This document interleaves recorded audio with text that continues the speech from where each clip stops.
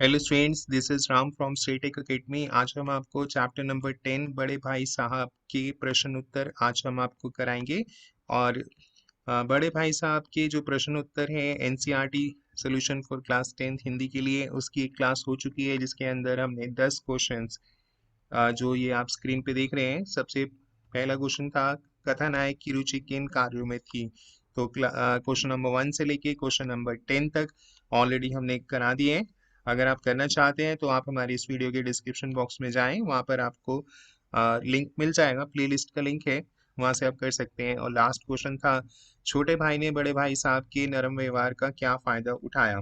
और इसके बाद ये क्लास ओवर हो गई थी। क्लास 1 में हमने ये कराया था। आज हम आपको आगे कंटिन्यू कराएंगे, क्वेश्चन नंबर 11 से करेंगे। तो स्टार्ट करते हैं। और आप हमारे चैनल को भी सब्सक्राइब कर लें और बेल आइकन को हिट करें, क्योंकि हम आपका हिंदी का फुल सिलेबस जो है वो अपलोड कर रहे हैं, हिंदी और कंप्यूटर का।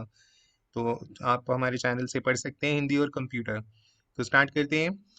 प्रश्न नंबर 11, बड़े भाई साहब की डांट फटकार अगर ना मिलती, अगर बड़े भाई साहब जो है छोटे भाई साहब को अगर डांटते नहीं, फटकारते नहीं, तो क्या छोटा भाई कक्षा में अव्वल आता। तो क्या जो उनका छोटा भाई था वो क्लास में फर्स्ट आता। तो अपने विचार प्रकट कीजिए। तो इसका उत्तर आपको इस तरह से लिखना है कि छोटा भाई अभी अनुभवहीन अनुभवहीन था, यानी छोटे भाई को अभी इतना अनुभव नहीं था।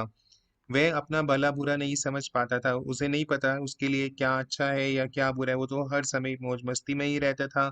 यदि बड़े भाई साहब उसे डांटते फटकारते नहीं, अगर उनके बड़े भाई साहब अगर उन्हें डांटते नहीं, समझाते नहीं, फटकारते नहीं, तो वह जितना पढ़ता था तो वो उतना उतना नहीं पढ़ पाता। तो ऑब्वियसली ये बात सही है कि अगर आप पूरे दिन मौज मस्ती में रहेंगे और कोई डांटने फटकारने वाला ना हो तो आपका ध्यान पढ़ाई में नहीं जाएगा। तो इसलिए बड़े भाई साहब उनको डांटते थे छोटे भाई को कि भाई इतनी मस्ती ठीक नहीं है, तो पढ़ना भी जरूरी है। तो वो डांटते फटकारते नहीं तो शायद वो उतना नहीं पढ़ पाता और क्लास में फर्स्ट भी नहीं आ पाता, और समय अपना समय खेल कूद में ही गवा देता। और अगर वो ऐसा नहीं करते तो शायद उन्हें लगता था कि ये तो सारा दिन मस्ती करता है, तो वो अपना सारा समय जो है वो खेल कूद में ही गवा देगा और उसका फ्यूचर बर्बाद हो जाएगा, पतंगबाजी गुल्ली डंडे में ही बर्बाद कर देगा। तो उसे बड़े भाई की डांट का डर था। उन्हें लगता था कि भाई अगर नहीं पढ़ूंगा तो बड़े भाई डांटेंगे। तो इसी कारण उससे शिक्षा की अहमियत समझ आई, और इसी कारण उससे पता चला कि जो शिक्षा है, एजुकेशन है, उसकी क्या वैल्यू है। विषयों को कठिनाइयों का विषयों की कठिनाइयों का पता लगा कि कितना कोई सब्जेक्ट है वो कितना डिफिकल्ट है। अनुशासित होने के लाभ समझ में आए, डिसिप्लिन होने का क्या फायदा है समझ आया, और इन्हीं पे वो चला और फिर वो फर्स्ट आ गया। तो इन्हीं मार्गदर्शन पर चला उनके और फिर वो फर्स्ट आया। नेक्स्ट है, बड़े भाई साहब पाठ के लेखक में समुचित शिक्षा के किन तौर तरीकों पर व्यंग किया है। तो क्या आप उनके विचार से सहमत हैं। व्यंग यानी कोई उनके ऊपर बात की गई है ऐसी कि उन्हें इस पाठ में आपको बताना है कि पूरी बड़े भाई साहब पाठ में लेखक ने समूची शिक्षा यानी होल एजुकेशन जो हमारी सिस्टम है, एजुकेशन सिस्टम है, उस पर एक व्यंग किया है। तो उस पे आप क्या विचार से सहमत है। हमारा एजुकेशन सिस्टम आप सभी जानते हैं कि वो रट्टू तोते की तरह ही है कि रट के चले जाओ बस पास हो जाओ, और यही सब आपको पता है। पर आपको इसको लिखना है। बड़े भाई साहब ने समूची शिक्षा प्रणाली पर व्यंग करते हुए कहा है, उन्होंने उन पे मजाक करते हुए कहा है कि होल जो एजुकेशन सिस्टम है कि ये शिक्षा अंग्रेजी बोलने लिखने पढ़ने पर जोर देती है। सभी जानते हैं इंग्लिश जिसको नहीं आती है वो इलिटरेट समझा जाता है। इंग्लिश बोलना लिखना पढ़ना सभी, चाहे वो इंग्लिश के अलावा सभी भाषाएं जानता हो या उसकी समझ बहुत अच्छी अनुभव हो उसको जिंदगी का, पर इंग्लिश नहीं आती है तो वो अनपढ़ ही कहलाता है। यहाँ पर यही समझा जाता है, अगर जो इंग्लिश बोल रहा है फलाटेदार, तो ऐसा लगता है ये तो बहुत पढ़ा लिखा है, चाहे उसको किसी भी सब्जेक्ट की नॉलेज हो या ना हो। तो आए ना आए पर उस पर बल दिया ही जाता है। तो रटने की प्रणाली पर भी जोर है, सभी जानते हैं। अर्थ समझ में आए ना आए, भैया रट लो और पास हो जाओ रट रट के। साथ ही अलजेब्रा ज्योमेट्री निरंतर अभ्यास के बाद भी गलत हो जाती है। जब आप अलजेब्रा सीखते हैं, ज्योमेट्री सीखते हैं, तो बार बार प्रैक्टिस करने पे भी आपके आंसर्स गलत आते हैं। अपने देश के इतिहास के साथ दूसरे देश के इतिहास को भी पढ़ना पड़ता है भाई। अपना इतिहास तो पढ़ नहीं ठीक से, तो दूसरे की हिस्ट्री के बारे में भी जानना पड़ता है, जो जरूरी नहीं है। हमें क्या लेना देना है कि जर्मनी में क्या हुआ या इंग्लैंड में क्या हुआ 200-500 साल पहले, पर पढ़ना ही पड़ेगा, ये कोई जबरदस्ती है क्योंकि हिस्ट्री में तो पढ़ना ही है। छोटे छोटे विषयों पर लंबे चौड़े निबंध लिखना, ये भी करना पड़ता है। तो ऐसी शिक्षा जो लाभदायक कम, जिसका फायदा कम हो और बहुत ज्यादा, यानी ऐसा है कि तो बर्डन है, खाम खाम इतना बर्डन डाल रखा है, तो बहुत ज़्यादा हो तो ठीक नहीं होती। तो इसलिए उन्होंने पूरी जो एजुकेशन सिस्टम है उस पर व्यंग किया है। तो अब आते हैं नए अगले प्रश्न पे। बड़े भाई साहब के अनुसार जीवन की समझ कैसे आती है? उनके अनुसार जीवन की समझ आती है, अ, अनुसार जीवन की समझ केवल किताबी ज्ञान से नहीं आती। आप किताबें कितना भी पढ़ लो, पर जब तक आपको उसका एक्सपीरियंस नहीं होगा तो आप जीवन की समझ नहीं पढ़ पाएंगे, तो बल्कि अनुभव से आती है। इसके लिए उन्होंने उदाहरण दिए, अम्मा, दादा, हेडमास्टर की माँ के उदाहरण दिए हैं कि उन्होंने, चाहे वो पढ़े लिखे नहीं थे, पर उन्होंने अपने जीवन में कई अनुभव किए और उनसे सीख प्राप्त की। वे पढ़े लिखे ना होने पर भी हर समस्याओं का समाधान आसानी से कर लेते हैं।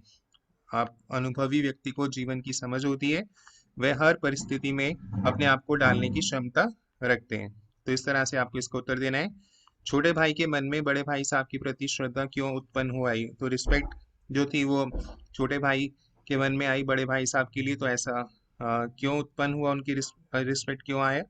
तो इसमें आपको लिखना है, छोटे भाई को खेलना बहुत पसंद था, मौज मस्ती करना, वह हर समय खेलता रहता था।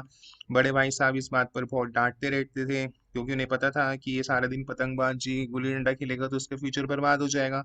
तो उसको उनका डर भी था, तो उसी डर से वो पढ़ता भी था। उनके डर के कारण वह थोड़ा पढ़ भी लेता था, परंतु जब खेलने के बाद उसने अपनी कक्षा में खेलने के बाद उसने अपनी कक्षा में प्रथम स्थान, यानी वो फर्स्ट आ गया, तो उसको स्वयं पर अभिमान हो गया, उसे घमंड हो गया कि मैं तो इतना खेलता हूँ, पढ़ता भी हूँ, और मैं तो फर्स्ट आ गया, तो अब तो मैं आ, भाई मेरे जैसा तो कोई और है ही नहीं, मैं तो टॉपर बन गया। अब उसके मन में बड़े भाई का डर भी जाता रहा। उसने कहा यार, बड़े भाई तो ऐसे ही बोलते रहते हैं, मैं तो इतना पढ़ ही लूंगा कि पास हो जाऊं। तो वह बेखौफ होकर खेलने लगा, और एक दिन पतंग उड़ाते समय बड़े भाई साहब ने उसे पकड़ लिया। अचानक एक दिन क्या हुआ, वो पतंग उड़ा रहा था, तो उसके बड़े भाई साहब आ गए और उसके भैया पकड़ पकड़ ली, उसके आड़े हाथों ले लिया उसे। उन्होंने उसे समझाया कि अगली कक्षा की पढ़ाई कठिनाइयों का एहसास दिलाया, कि कहा कि अगली कक्षा की पढ़ाई जो है वो मुश्किल होगी, अब तुम नई क्लास में जाओगे तो उसका उसको भी सोचो। उन्होंने बताया कि वे कैसे उसके भविष्य के कारण अपने बचपन का गला घोट रहे हैं, कि वह जो है वो उसकी जिम्मेवारी उन पर है, तो वो उनकी जो इच्छाएं हैं उनको वो दबा रहे हैं। तो उनकी ये बात सुनकर छोटे भाई की आंखें खुल गई, सोचा कि मेरे बड़े भाई साहब तो मेरे लिए इतना सेक्रीफाइस कर रहे हैं। तो उन्हें समझ आ गया कि अब अव्वल आने के पीछे बड़े भाई का ही प्रेरणा रही है, और इसी इससे उसके मन में बड़े भाई के प्रति श्रद्धा उत्पन्न होगी, तो और ज्यादा रिस्पेक्ट जो है वो बड़े भाई के लिए होगी, कि उन्होंने देखा कि मेरे बड़े भाई साहब अपनी सभी जो उनकी विशेष हैं सबका वो गला घोट रहे हैं, और अपनी लिए अपना पूरा जो समय है वो मेरे ऊपर देते हैं, और ताकि मेरा फ्यूचर बने, तो इसलिए उनकी रिस्पेक्ट और बढ़ गई। नेक्स्ट है, बड़े भाई की स्वभावगत विशेषताएं बताएं। तो बड़े भाई साहब की जो विशेषताएं हैं वो आपको बताने हैं कि वो तो बहुत ही अध्ययनशील हैं। बड़े भाई साहब अध्ययनशील, सारा समय पढ़ते रहते हैं, किताबें खोलकर बैठे रहते हैं। घोर परिश्रमी है, हार्ड वर्किंग है, चाहे उन्हें समझ में आए परिश्रम करते रहते हैं। वह वाकपटु भी हैं, यानी कि छोटे भाई को हर तरह से समझाते रहते हैं कि किसी न किसी तरह शायद कोई ऐसी बात उसके दिमाग में घुस जाए और वो मौज मस्ती से हटकर पढ़ाई में ध्यान लगाए। उन्हें बड़प्पन का एहसास है, वो बड़े हो चुके हैं, तो उन्हें बड़प्पन पता है कि उनकी रिस्पॉन्सिबिलिटी छोटे भाई के लिए क्या है उनके प्रति, तो इसलिए वह छोटे भाई को भी समझते हैं, और अनुभवी होने से जीवन में अनुभव की महत्वता समझते हैं, कि उनको पता है कि हमें अपने छोटे भाई को अपना उनको पूरा सपोर्ट करना है, और उनके पास एक्सपीरियंस भी है, और अनुभव की महत्वता को भी समझते हैं। तो इस तरह से आप ये उत्तर देंगे। नेक्स्ट है, बड़े भाई साहब ने जिंदगी के अनुभव और किताबी ज्ञान में से किसे और क्यों महत्वपूर्ण कहा? तो किताबी ज्ञान तो जिंदगी का अनुभव जो है वो किताबी ज्ञान से कहीं ज्यादा होता है।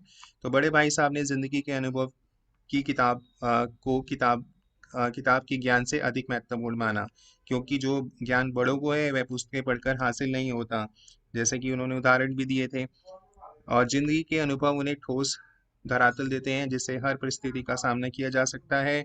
कि जब आप किसी समस्या में आते हैं तो आप उस समस्या से निकलते हैं तो आपको एक्सपीरियंस हो जाता है कि इस समस्या का समाधान कैसे करना है। तो ये सब जिंदगी ही सिखाती है। पुस्तकें व्यवहार की भूमि नहीं होती। गलत सही उचित अनुचित की जानकारी अनुभवों से ही आती है। जब आप एक्सपीरियंस लेते हैं किसी चीज का तो तभी आपको उसके सही ज्ञान प्राप्त होता है। तो अतः जीवन के अनुभव किताबी ज्ञान से अधिक महत्वपूर्ण है। और अब आते हैं अगले प्रश्न पे। बताइए पाठ के किन किन अंशों से पता चलता है कि छोटा भाई अपने भाई साहब का आदर करता है। तो इसका आपको उत्तर इस तरह देना है कि एक बार जब वो पतंगबाजी कर रहा था, पतंगबाजी के समय बड़े भाई ने समझाया कि वह बड़ा है, उसे गलत राह पर नहीं जाने देगा, कि वह भले ही फेल हो जाए पर छोटे भाई को फेल होने नहीं देगा। तो यह सुनकर जो रिस्पेक्ट थी छोटे भाई की बड़े भाई के प्रति वो बढ़ गई। छोटे भाई के मन में बड़े भाई के लिए आदर भर आया। तो इस तरह से ये आपको उत्तर देना है पतंगबाजी के समय जो समझाया गया था। और अब अगला है, इसका खा पाठ है। भाई साहब को जिंदगी का अच्छा अनुभव है। तो इसका उत्तर है बड़े भाई को जिंदगी का बड़ा अनुभव है। वे जानते हैं कि दादा ने अपनी मेहनत की कमाई से कुशलता से परिवार का पालन किया, और वो यह भी जानते हैं कि अपनी इच्छाओं पर काबू करके ही वह छोटे भाई को ठीक कर सकता है। क्योंकि वो उनके साथ हॉस्टल में गार्डियन की तरह रह रहा था, उनका मन भी करता था मस्ती करने का, पतंगबाजी गुल्ली, पर वो अपनी इच्छाओं को दबा, क्योंकि उनके ऊपर छोटे भाई की जिम्मेदारी थी। नेक्स्ट है, भाई साहब के भीतर एक बच्चा है। तो एक बच्चा है तो हर इंसान के अंदर एक बच्चा तो होता ही है, चाहे वो कितना भी अनुभवी हो पर जिम्मेदार हो, पर एक बच्चा तो उसके अंदर होता ही है। तो इसका एक उदाहरण है, बड़े भाई साहब छोटे भाई साहब को समझा रहे थे तो उसी समय एक पतंग कट कर आई। तो छोटा भाई उसे लूटने दौड़ा, परंतु लंबे होने के कारण बड़े भाई ने लूट ली। तो वह हॉस्टल की ओर दौड़े, और यह उनके भीतर का बच्चे का परिणाम है। उन्हें देखा कि पतंग उड़ है तो उनका जो बचपन है वो ने हम जो उनका बचपन है उन्हें याद आ गया, और वो जैसे बच्चे पतंग लूटने के लिए दौड़ते हैं तो वो भी उसी तरह से दौड़ने लगे। नेक्स्ट है, भाई साहब छोटे भाई का भला चाहते हैं। तो बड़े भाई साहब छोटे भाई का ज्यादा खेलने के लिए डांटते हैं, उनका बुरा भला बुरा उन्हें समझाते हैं, गलत सही को समझाते हैं। वे चाहते हैं कि उनका भाई ठीक रहे और अव्वल आए, चाहे वो खुद फेल हो जाए। तो इस तरह से आपको इसका उत्तर देना है। और स्टूडेंट्स, अब ये 17 क्वेश्चंस हो गए हैं। नेक्स्ट क्वेश्चन नेक्स्ट क्लास के अंदर, इसमें हम आपको कराएंगे आशय स्पष्ट कीजिए। तो सभी आशय स्पष्ट वाले ये क्वेश्चंस हैं, और उसके बाद दो दो पर्यायवाची शब्द भी आपको बताने हैं। तो ये मैं चलो अभी आपको बताता हूँ। निम्नलिखित शब्दों के दो दो पर्यायवाची शब्द लिखिए। नसीहत, रोष, आजादी, राजा, ताज्जुब। और इनके पर्यायवाची शब्द इस तरह से हैं। नसीहत का पर्यायवाची शब्द होते हैं सलाह, सीख। रोष का होता है क्रोध, गुस्सा। आजादी का होता है स्वतंत्रता, उन्मुक्तता। राजा का होता है निप्र और महीप। और इसके बाद है ताज्जुब, इसका पर्यायवाची है हैरत और हैरानी। और इसके बाद है कुछ मुहावरे हैं जो हमने ऑलरेडी इस चैप्टर के करा दिए हैं, पर अभी जो है वो आप इस तरह से ये कर सकते। इसके कुछ इंपॉर्टेंट मुहावरे हैं। सिर पर नंगी तलवार लटकाना, आड़े हाथों लेना, अंधे के हाथ बटेर लगना, लोहे की चने चबाना, दांत तो पसीना आना, ऐरा गहरा नत्थु गहरा। और इनका वाक्य में भी आपको प्रयोग करना है। तो इस तरह से आप कर सकते हैं। सिर पर नंगी तलवार लटकाना, सीबीआई ने जांच शुरू करके सबके सिर पर नंगी तलवार लटका दी। आड़े हाथों लेना, पुलिस ने चोर को आड़े हाथों ले लिया। अंधे के हाथ बटेर लगना, कर्मचारी को जब रुपयों से भरा थैला मिला तो मानो अंधे के हाथ बटेर लग गई। और इसके बाद है लोहे की चने चबाना। लोहे की चने चबाना, मजदूर दिन रात मेहनत करते हैं, पैसों के लिए वो लोहे के चने चबाते हैं। दांतों पसीना आना, राम की जिद के आगे उनके पिताजी दांतों पसीना आ गया। ऐरा गहरा नत्थु गहरा, उस पार्टी में ऐरा गहरा नत्थु गहरा भी आया। और ऐसे आप सीखना चाहिए सभी part. Learn more, do like, subscribe, comment and share. Bye and have a good day.